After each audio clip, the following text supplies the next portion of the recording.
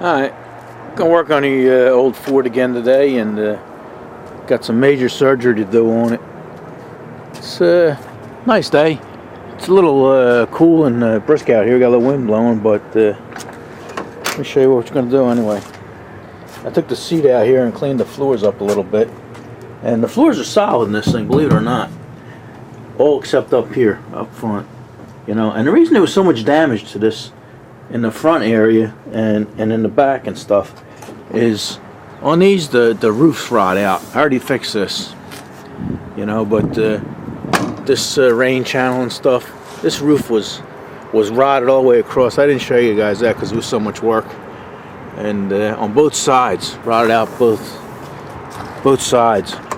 And when the water gets in there, you know, it travels down and goes inside all these channels, and that's where all the damage occurs. So with that roof fixed, this thing should last a good time. But alright, getting back to this. Somebody had put this here, some kind of tar. You know, it feels hard now, but you could actually, you know, I can't really say it's a tar because it's harder than tar. But that's down there. And what we're going to do is we're going to replace this floor panel here. We're going to go all the way from the front all the way to right here where this seat channel is. And like I say, most of this is all original here, and this is all solid and stuff. The problem area is just up here. So I'm going to, somebody had put a little patch on the side here, and I'm going to have to fix that because they put a radius in there, which is okay. But when I put the floor pan in, you know, it's got to be square so it fits right. And I'm going to take this out, and along with it I'm going to take what's left of the mount, the cab mount down there, and probably going to have to cut that off. So all that stuff will come out with it. But I got the cross member and the floor pans in the mail yesterday, and I got to tell you, I'm pretty impressed with it. Let me take you inside and show it to you. Alright, here are the cab mounts. And anytime you hear somebody talking about aftermarket parts, you know, replacement panels and stuff, you always hear how terrible they are and everything. But in this case, this is something different. And I had a tough time finding these, you know. I had this truck for, I think, 3 years, and I was going to make these myself, but I finally found somebody that made them, and it's the only person that I found that makes them. And they're made in the United States, and they're actually made by hand. So let me show you how nice they are. They actually made them the same way I made that other panel. What was that? This they made them the same way I made this thing, this cross member. You know, piece it together. Maybe you can see it, but they took the bottom piece and welded that to two side panels. And this is good. This is good thick metal. This is 14 gauge. And they welded it on the inside, welded it together, and then probably put a bead down the outside here where the seam was, and then somebody ground it over by hand, you know. So these are actually handmade. They're not really stamped out, and they're pretty much perfect, you know. I can't complain about them. Matter of fact, I'm looking at it. I should say they're from Carolina Classics. I usually don't mention manufacturers because I paid for these. You know, these weren't given to me. But these guys deserve to be heard. So, and I was saying there was that's an L. That's not a 7. That's an L and an R. You know, a right and a left. And I'm looking at them, and I must look at them for 10 minutes, and I said, I can't see no difference. You know, why would they do that? And you really don't have to do that. You know, because, you know, I mean, aftermarket parts, you know, you make them fit. But after about 10 minutes and everything, I finally figured out what the difference was. And I'll tell you what it is right here. These things taper. Down here it's about 4 inches. And up here it goes down to 3.5. So there's a 1/2 inch taper. But there is, if you put this on that side, like if you see it, if you look right here, that gap is, they're parallel. But then if you move it over to this side, you could actually see a V. and there's a slight taper. So one side is straight and the other side tapers in. So it took me a while to figure that out. But that's how precise these are and well made. So let me put these down here on the ground. And here's the floor pan, and I put one in the truck, and it looks like it's all bent, you know, bent and twisted. But that's the way the floor is, you know. That's the way they designed the truck. This here's the left side. Oh no, this is the right side. And I think it's made the 4-speed and the automatic. The floor pans I think get different around the edge here. So I'm gonna have to cut off this whole section right here. I won't need that. But I put it in there and it fits pretty well. Looks like it might have got dented here in transit, but you know, that's what happens. So I don't know where this is made. It doesn't have a, you know, I don't know if it's China. Usually when something doesn't have anything on it, it's usually made in China. But this is pretty well made, and I'm happy with it. So kudos to them guys for making something like that, and they were reasonable too. Even these pans, you know, I mean, they're not the best, but they're pretty good. There is the one company that makes a better set, but they charge you twice as much for them. So I'm happy with both of these. So oh yeah, another thing. This here, let me show you this. You know, this is the one I made. I made one and put in a truck already, and this is for the other side. And little dirt bike was over, and he does a lot of my welding. And I told him, I says, see if you can weld these together for me. I says, it doesn't have to be pretty, it just has to be strong. So on the inside here, let's see if I can get you out of the reflections. On the inside here, he gave me a nice set of stacked dimes. And then just to play with me a little bit back here, I don't know what he did. He pulled this one out of his ass. Looks like a weave pattern or something. So I think he was just showing off. The kid's got a real talent for welding. But that's, like I said, that goes to the passenger side. We already put the driver's side in, so. Alright, enough yakking, and let's get out there and we'll start cutting that thing up.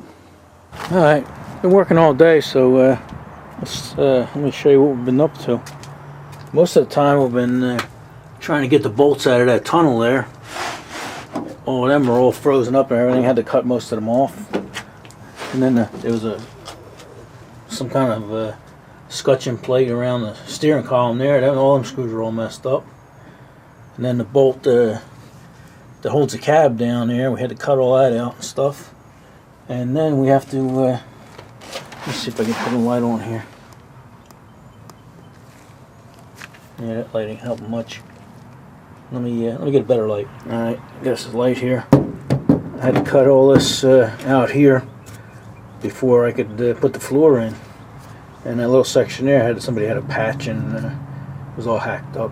So that's where we're at. So right now I got to put a patch here, and then we can put the floor in. Let me throw the floor in there, show you what we got to show what's going on.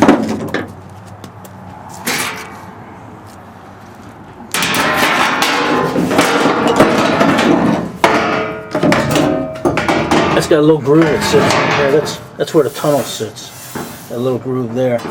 And I'm thinking maybe I can cut right to the edge here, because that's a bead, and that'll strengthen it. So I'll probably cut along here and do that.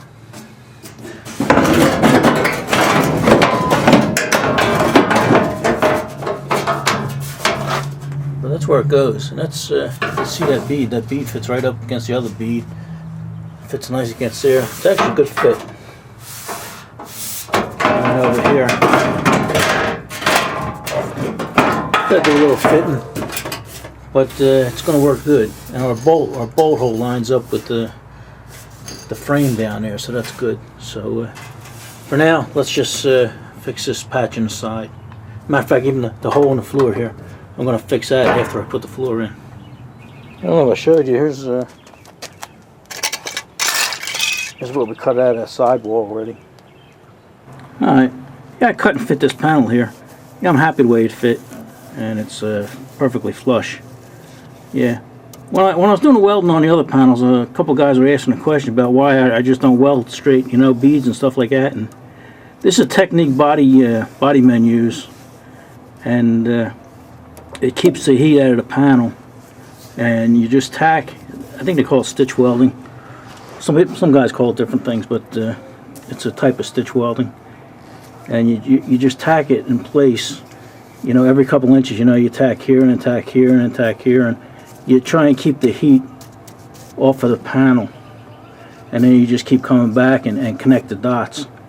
And then when you grind it down flush, you don't even know it was welded. So that's the answer to that question. But you know, that's pretty stable. I still got to plug weld this to there's a support in there, and then weld down the bottom. So I got to finish welding that before I rip the rest of the floor out. But there you go. Let me finish tacking this up, and we'll show you what it looks like when we're done. Alright, yeah, I got that all tacked in, and I ground it down where I want it, so it's nice. It's all nice and flush. I'm going to put a real thin coat of fiberglass filler on there, even though that's not exposed to any kind of weather, but we're going to do that anyway. Now what I'm going to do is put the floor pan in here and just lay it out so I can cut the rust out here, and then we'll fit it. Alright, let me get the pan. Alright, got the pan in here, and I got it sitting here right in this little valley here, and that's up against the wall, so that's fitting good. And then up in this corner, that little valley here, it meets up with that. So what I'm going to do is I'm just going to mark it here with a soap stone, and then I'll cut about an inch below that, because I don't know exactly where we're going to do it, but that'll just get the, you know, all the metal out of the way so we can see what's going on. And then back here, I'm looking back here, and I was trying to decide whether to cut and weld in the crevasse here, or else go up top. And I think I might change my mind and go up top here, make it easy on myself. So let's do some cutting. Alright, yeah, we got most of the floor cut out there, at least enough that we can work on this this mount here, this cab mount. And I put the new mounts in, and there are no instructions with that, so I don't know how they came apart. Well, I do know how they come apart, but the new ones are a little different.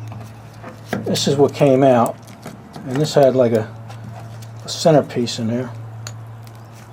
Huh. I didn't realize I pushed it in so far, but anyway. And it had this metal thing on there, and I guess that goes on top. A little different. Look how wide that one is. And then the newer one has a small 1/2-inch bolt. But anyway, I'm assuming that this big washer goes on top here. And then the mount goes on top of it like that. And that gives me about an inch. So I'm thinking, could this truck possibly have, well, let's say at least a 1/2 inch.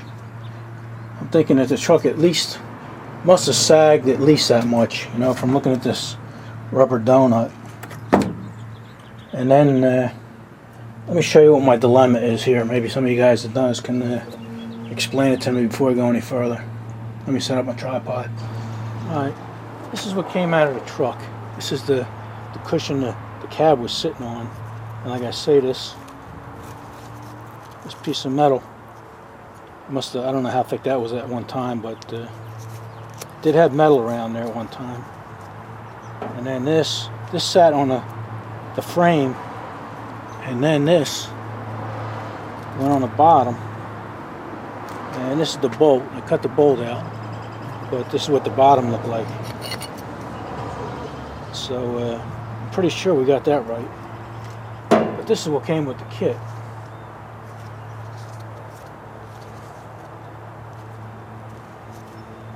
Well, anyway, this rubber for this little bushing or whatever. But anyway, I push that in there. Came with 2 washers here, one a little bigger than the other. So I'm assuming, I know this goes in the frame from the top, and the frame will be here, and then this will go on like that. I'm assuming this little washer goes on the bottom, and then they got this just to give it a little more strength to pull it in. And then I'm thinking this one goes on top, and then your bolt or your cab will sit on top of that. Let me swing you over here. Let me swing you over here a little further. Here's the hole it goes in. So I'm thinking all that goes in like that. It sits on metal, and then you got a little washer there.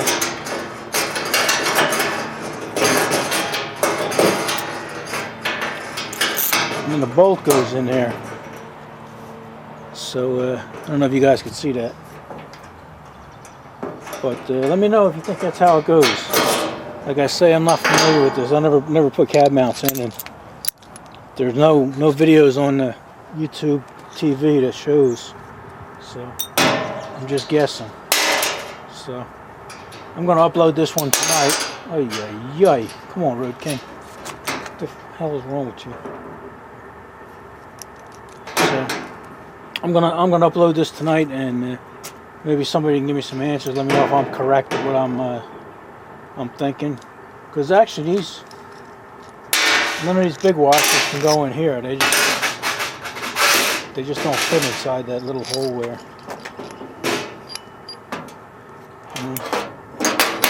So like I said, the only thing that'll work is that one little washer. So maybe I'll even I'll find a bigger washer, just so it pulls down evenly. But let me know what you guys think, and leave in the comments before I go any further with this thing. Yeah, before I started working on this, I put some blocks under the cab, just so I knew exactly where it was at. And I see why I have to jack it up now about an inch or so, because if you see this, the cab mount itself is actually concave, so this whole cab is probably sitting down at least an inch. So far, here's some of most of the metal that we cut out of this thing. We should have a contest at the end of this, and see who can guess how much metal we cut out, and give away something. So, all right. Like I say, I'm going to throw this up on the YouTube TV, and let me know what you guys think. All right. Enough of this.